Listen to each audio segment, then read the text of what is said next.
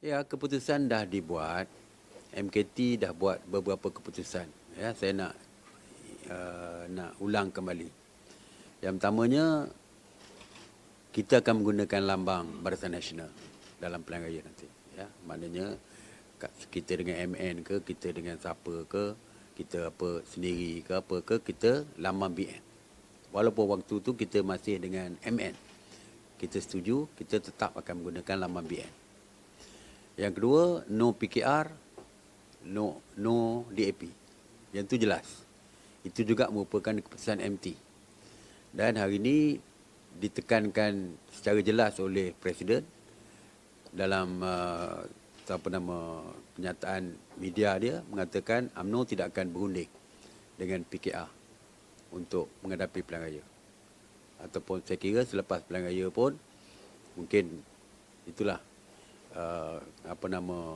keputusan kita. Dan yang ketiga, keputusan MT yang ketiga adalah meneruskan kerjasama dengan kerajaan PN ini, ya, dan kita terus menyokong kerajaan PN yang ada ini sehingga pilihan raya. Ya, itu jelas. Itu dari segi kerajaan, dari segi menteri dan sebagainya, ahli parlimen kita yang berada di dalam ahli parlimen kita yang berada dalam kerajaan hari ini terus menyokong kerajaan ini sehingga pilihan raya. Dan yang seterusnya, keputusan MT adalah kerjasama antara kita dengan Bersatu dari segi parti diputuskan.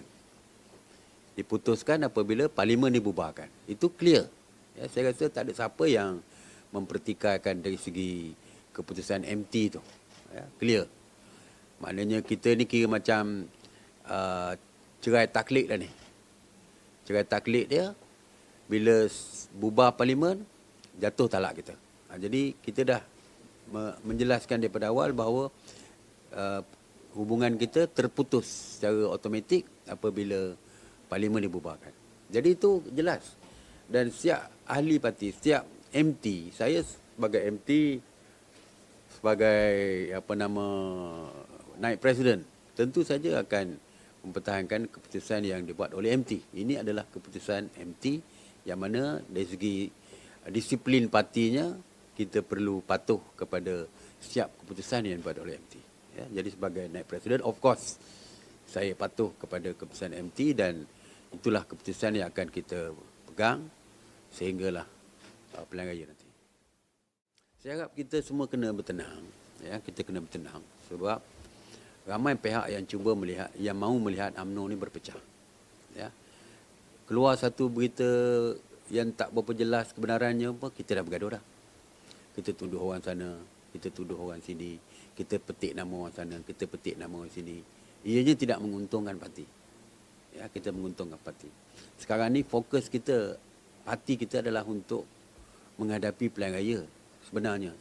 Sebab itu biro saya, Biro Latihan dan Perkadiran, kita membuat latihan Bangkit 15 tu adalah tujuannya untuk menyediakan parti apabila menghadapi pilihan raya yang kita kata nak cepat.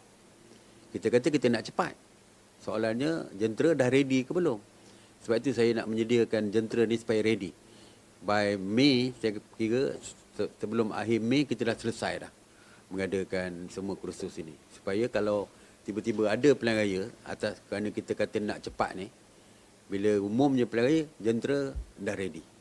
Jadi bagi saya, yang penting sekarang ni, kita forget about cerita-cerita yang tidak membawa banyak faedah kepada parti. Yang penting adalah menumpukan fokus kita adalah kepada memenangi pilihan raya. Kalau kita kata kita tak nak, dalam keputusan tadi kita tak nak dengan PH, kita pun mungkin tak akan bersama PN.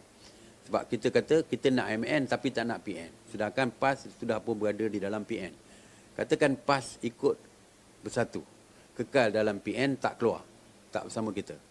Jadi sekarang ni kita kena clearkan diri kita bahawa fokus kita adalah kita bersendirian untuk menghadapi pilihan raya.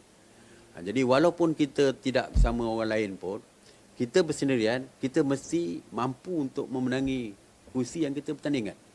Dan walaupun tugasnya mungkin agak berat kalau berlaku 3 penjuru. Tetapi walaupun berlaku 3 penjuru berat bagi kita, tetapi yang pentingnya Kita masuk pilihan raya, tujuan kita, sasaran kita adalah menang. Kalau masuk pilihan raya kalah, tidak ada makna kita masuk pilihan raya untuk kalah.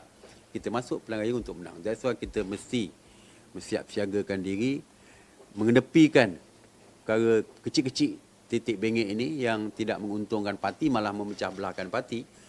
Kita fokus kepada pilihan raya. Kalau setiap kawasan parlimen, setiap kawasan DUN difokuskan sekarang ke arah pilihan raya, saya percaya kita boleh menang. Kalau saya fokus kepada Bera menang satu parlimen, kita dah menyumbang satu parlimen kepada kursi-kursi yang akan dimenangi oleh UMNO.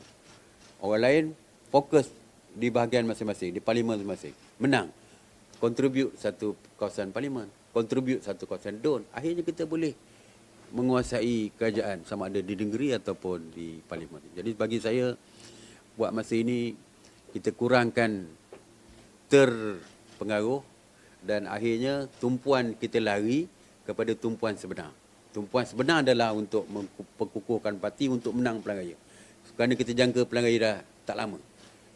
Kalau kita habis darurat bulan 8, kalau pilihan raya parlimen dibubarkan, paling lewat bulan 10. Jadi maknanya ke arah pilihan raya itu yang penting. Yang kecil-kecil ini kita ketepikanlah. Sebab itu saya kadang-kadang hari-hari kena bantai. Ya, orang tak sangka-sangka tiba-tiba bantai saya. Tapi it's okay. Itu hak mereka untuk bantai. Tapi yang pentingnya kita jangan dipengaruhi oleh perkara ini, akhirnya tumpuan kita lagi.